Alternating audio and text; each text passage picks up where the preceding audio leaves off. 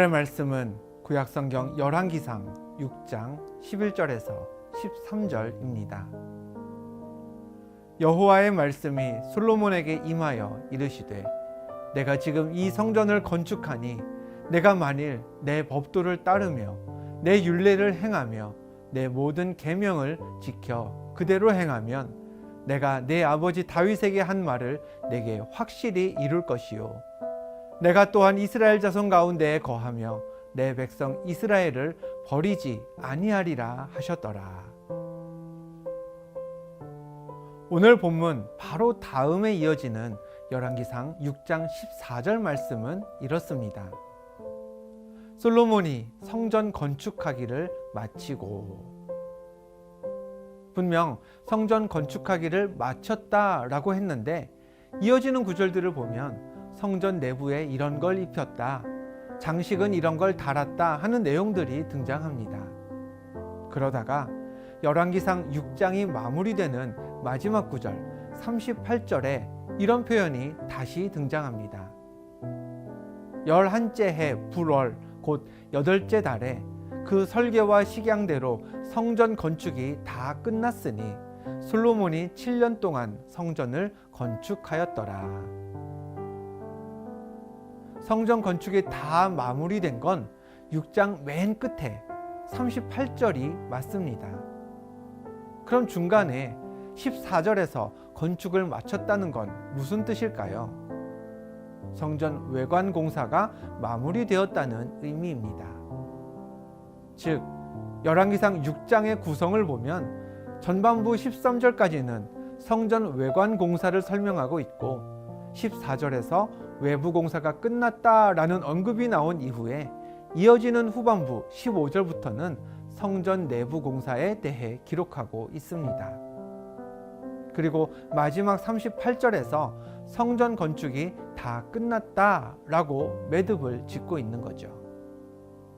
이와 같은 구성 속에서 오늘 본문은 성전 건축 그 한가운데에, 다시 말해서 외관 건축이 다 끝나고 이제 내부 공사에 들어가기 직전 상황의 기록입니다. 그 순간 어떤 일이 있었나요? 본문 11절입니다. 여호와의 말씀이 솔로몬에게 임하여 이르시되, 성전 외부 공사가 마무리되었습니다. 이제 멋있게 지어진 성전 내부를 역시나 화려한 재료들로 채울 순서입니다. 그 순간 하나님의 말씀이 임했습니다. 하나님이 이때 이 순간 이스라엘에게 말씀하신 게 우연일까요? 아닙니다. 하나님은 성전 내부를 정금과 백향목으로 채우기 전에 이스라엘을 향해 말씀하기 시작하셨습니다. 곧 하나님의 집 성전을 그 어떤 물건보다 먼저 하나님의 말씀으로 채우기를 원하셨던 것이죠. 하나님이 이스라엘, 특별히 솔로몬에게 주셨던 말씀의 내용은 본문 12절에 기록되어 있습니다. 내가 지금 이 성전을 건축하니 내가 만일 내 법도를 따르며 내 율례를 행하며 내 모든 계명을 지켜 그대로 행하면 내가 내 아버지 다윗에게 한 말을 내게 확실히 이룰 것이요. 하나님이 솔로몬을 향해 말씀하셨습니다. 아버지 다윗에게 한 말을 분명히 이루겠다라고 말이죠. 다윗에게 약속했듯이 대적들로 하여금 이스라엘에게 복종케 하고 솔로몬의 왕위도 견고하게 하시겠다는 뜻이었습니다. 그런데 거기에 조건이 붙었습니다. 첫 번째, 내가 만일 내 법도를 따르며, 두 번째, 내 율례를 행하며, 세 번째, 내 모든 계명을 지켜 그대로 행하면, 그러면 이스라엘과 솔로몬을 지키시겠다라고 약속하셨죠. 성전을 지으면서 솔로몬은 아마 이렇게 생각하지 않았을까요? 하나님을 위해 성전을 지었으니 이제 하나님은 영원히 우리 편이 되어 주실 거야. 하나님을 위해 이렇게까지 했으니 성전을 짓는 것만으로도 하나님은 충분히 우리를 기뻐하시고 지켜주실 거야. 그런데 그게 아니었습니다. 하나님은 내가 성전을 지었으니 내가 약속을 지키겠다, 이게 아니라 네가 성전을 지었으니 이 성전에서 앞으로 나를 예배하면서 내 법도를, 율례를, 또 계명을 지켜 행하면 그러면 너희에게 했던 약속을 지키겠다라고 하셨습니다. 성전을 지었다는 사실이 하나님을 만족하게 하지 못했습니다. 성전을 지은 것만으로는 하나님의 약속을 받아낼 수 없었습니다.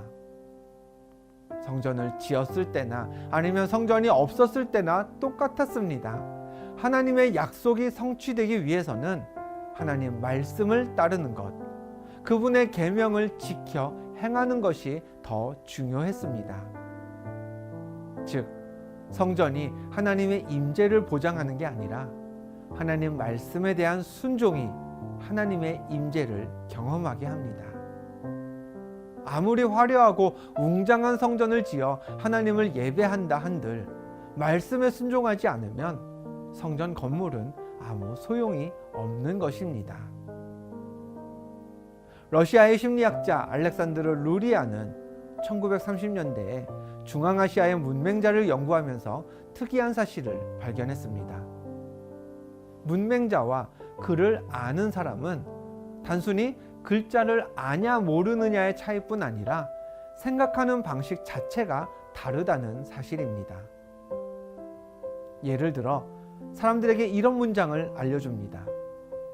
눈이 내리는 북쪽 지방에 사는 곰들은 모두 하얗습니다. 철수는 북쪽 지방에 살고 거긴 항상 눈이 내립니다. 철수 동네에 사는 곰들은 무슨 색일까요? 글을 읽고 쓸 줄 아는 사람들은 당연한 듯이 곰들은 흰색이다 라고 답하지만 문맹인들은 이렇게 대답한답니다. 잘 모르겠는데요. 검은 곰은 봤지만 다른 색깔의 곰들은 본 적이 없어요. 지방마다 사는 동물들이 달라서 말이죠. 문자를 사용하게 되면 생각 자체가 훨씬 논리적이 되고요. 반대로 문자를 활용할 줄 모르면 사고방식이 논리정연하기가 힘들다는 게 연구로 밝혀졌습니다. 하나님의 말씀도 마찬가지입니다. 아무리 크고 좋은 성전을 세워도 그 좋은 성전을 바라보기만 한다면 달라지는 건 없습니다. 멋진 성전을 구경한다고 해서 우리에게 변화가 나타나는 게 아닙니다. 잘 갖춰진 성전에서건 아니면 황량한 광야에서건 하나님의 말씀을 받아들여야 그때부터 우리 삶이 달라집니다. 하나님 말씀을 듣고 그 말씀에 순종하기 시작해야 우리에게 주신 하나님의 약속이 이루어지는 겁니다. 오늘은 이렇게 기도하겠습니다. 하나님, 지금 저에게 갈급함이 있습니다. 건강이, 평안함이, 물질이 필요합니다. 그러나 그 모두보다 먼저 내 안에 채워져야 할 것은 하나님 말씀인 줄 믿습니다. 내게 말씀하여 주시고 그 말씀 따라 살면서 하나님의 약속이 이루어짐을 간증하게 하옵소서. 솔로몬이 지은 성전 내부에 그 어떤 장식과 가구보다 하나님의 말씀이 먼저 채워졌음을 기억하면서 말씀대로 사는 삶, 그래서 하나님의 언약이 이루어짐을 경험하고 간증하는 삶의 주인공 되시기를 축원합니다. 기도하겠습니다.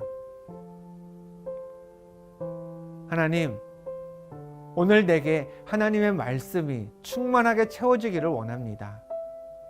말씀에 귀를 기울이고 또 펴서 읽게 하시며 그 말씀을 잘 지켜 하나님 약속을 보고 듣고 간증하며 살게 하옵소서. 예수 그리스도의 이름으로 기도합니다. 아멘.